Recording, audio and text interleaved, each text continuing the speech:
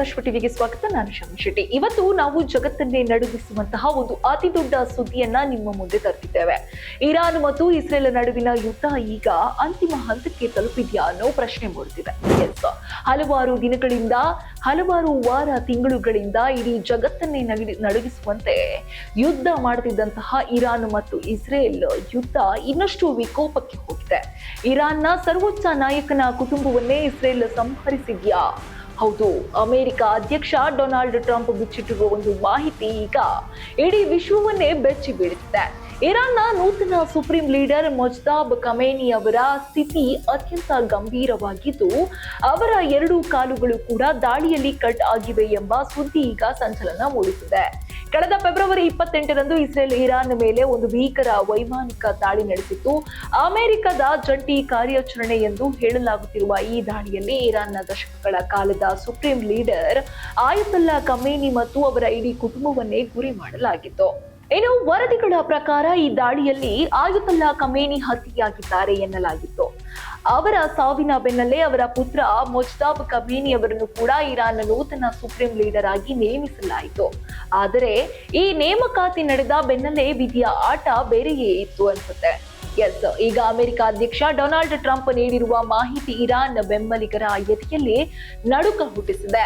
ದಾಳಿಯಲ್ಲಿ ಮೊಜ್ತಾಬ್ ಖಮೇನಿ ಕೇವಲ ಗಾಯಗೊಂಡಿಲ್ಲ, ಬದಲಾಗಿ ಅವರ ಸ್ಥಿತಿ ಅತ್ಯಂತ ಭೀಕರವಾಗಿದೆ. ಟ್ರಂಪ್ ಅವರ ಪ್ರಕಾರ ಮೊಜ್ತಾಬ್ ಅವರ 2 ಕಾಲುಗಳು ಕೂಡ ದಾಳಿಯಲ್ಲಿ ಛಿದ್ರಗೊಂಡು ಕಟ್ ಆಗಿವೆ. ಅಷ್ಟೇ ಅಲ್ಲ, ಮಿಸೈಲ್ನ ಸ್ಫೋಟದ ತೀವ್ರತೆಗೆ ಅವರ ಹೊಟ್ಟೆ ಮತ್ತು ಲಿವರ್ ಭಾಗಕ್ಕೆ ಗಂಭೀರವಾದ ಹಾನಿಯಾಗಿದೆ. ಅವರು ಕೇವಲ ಉಸಿರಾಡುತ್ತಿದ್ದಾರೆ ಅಷ್ಟೇ, ಅವರಲ್ಲಿ ಜೀವ ಮಾತ್ರ ಉಳಿದಿದೆ ಎಂದು ಟ್ರಂಪ್ ಹೇಳಿರುವುದು ಇರಾನ್ ಶಕ್ತಿಯನ್ನೇ ಕುಗ್ಗಿಸಿದೆ. ಇರಾನ್ ಈ ಮಾಹಿತಿಯನ್ನು ಜಗತ್ತಿನಿಂದ ಮುಚ್ಚಿಡಲು ಪ್ರಯತ್ನಿಸುತ್ತಿದೆ. ಮೊಜ್ತಾಬ್ ಖಮೇನಿ ಈಗ ಎಲ್ಲಿಯೂ ಸಾರ್ವಜನಿಕವಾಗಿ ಕಾಣಿಸಿಕೊಳ್ಳುತ್ತಿಲ್ಲ. ಅಮೆರಿಕದ ಗುಪ್ತಚರ ಮಾಹಿತಿ ಪ್ರಕಾರ ಅವರನ್ನ ಒಂದು ರಹಸ್ಯ ಭೂಗತ ಬಂಕರ್ನಲ್ಲಿ ಇಟ್ಟು ಚಿಕಿತ್ಸೆ ನೀಡಲಾಗುತ್ತಿದೆ. ಲಿವರ್ ಮತ್ತು ಹೊಟ್ಟೆಯ ಭಾಗದ ಗಾಯಗಳು ಗುಣವಾಗುವುದು ಕಷ್ಟ ಎನ್ನಲಾಗುತ್ತಿತ್ತು. ಹಾಗೆಯೇ ಇರಾನ್ ಈಗ ನಾಯಕನಿಲ್ಲದ ದೇಶವಾಗಿ ಬದಲಾಗುತ್ತಿದೆ ಎಂಬ ಅನುಮಾನ ಕೂಡ ಕಾಡುತ್ತಿದೆ. ಇರಾನ್ನ ದೇಶವನ್ನ ಸಂಪೂರ್ಣವಾಗಿ ನಿಶಸ್ತ್ರೀಕರಣಗೊಳಿಸಲು ಅಮೆರಿಕ ಮತ್ತು ಇಸ್ರೇಲ್ ಪಣ ತೊಟ್ಟಿವೆ. ಸುಪ್ರೀಂ ಲೀಡರ್ ಕುಟುಂಬವನ್ನೇ ಟಾರ್ಗೆಟ್ ಮಾಡುವ ಮೂಲಕ ಇರಾನ್ನ ಮನೋಬಲವನ್ನ ಈ ರಾಷ್ಟ್ರಗಳು ಕುಗ್ಗಿಸಿವೆ. ಒಂದು ಕಾಲದಲ್ಲಿ ಇಡೀ ಮಧ್ಯಪ್ರಾಚ್ಯವನ್ನೇ ನಡಗಿಸುತ್ತಿದ್ದ ಇರಾನ್ ಇಂದು ತನ್ನ ನಾಯಕನನ್ನೇ ಉಳಿಸಿಕೊಳ್ಳಲಾಗದ ಸ್ಥಿತಿಗೆ ತಲುಪಿದೆ. ಇರಾನ್ ನಾಯಕನ ಈ ಪರಿಸ್ಥಿತಿ ಯುದ್ಧದ ಹಾದಿಯನ್ನು ಹೇಗೆ ಬದಲಿಸಿದೆ? ಇನ್ನು ಇರಾನ್ ಇದಕ್ಕೆ ಪ್ರತೀಕಾರ ತೀರಿಸಿಕೊಳ್ಳುತ್ತಾ ಅಥವಾ ಶರಣಾಗುತ್ತಾ? ಅಮೆರಿಕದ ಈ ಸ್ಫೋಟಕ ಬಹಿರಂಗಪಡಿಸುವಿಕೆ ಇರಾನ್ ಮೇಲೆ ಎಂತಹ ಪರಿಣಾಮ ಬೀರಲಿದೆ ಎಂಬುದನ್ನ ಕಾದು ನೋಡಬೇಕು. ಒಟ್ಟಾರೆ ಎಲ್ಲೋ ಮಧ್ಯಪ್ರಾಚ್ಯದಲ್ಲಿ ಆಗ್ತಿರುವಂತಹ ಯುದ್ಧ ಈಗ ವಿಶ್ವವನ್ನೇ ನಡುಗಿಸುವ ಮಟ್ಟಕ್ಕೆ ಬದಲಾಗಿದೆ.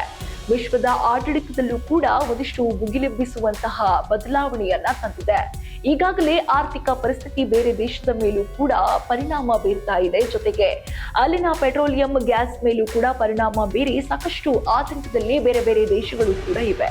ನಡುವೆ ಈ ರೀತಿಯಾದಂತಹ ಒಂದು ಆತಂಕಕಾರಿ ಹೇಳಿಕೆ ಇನ್ನಷ್ಟು ವಿಶ್ವವನ್ನೇ ಬೆಚ್ಚಿ ಬೀಳಿಸುವಂತಹ ಕೆಲಸ ಮಾಡಿದೆ.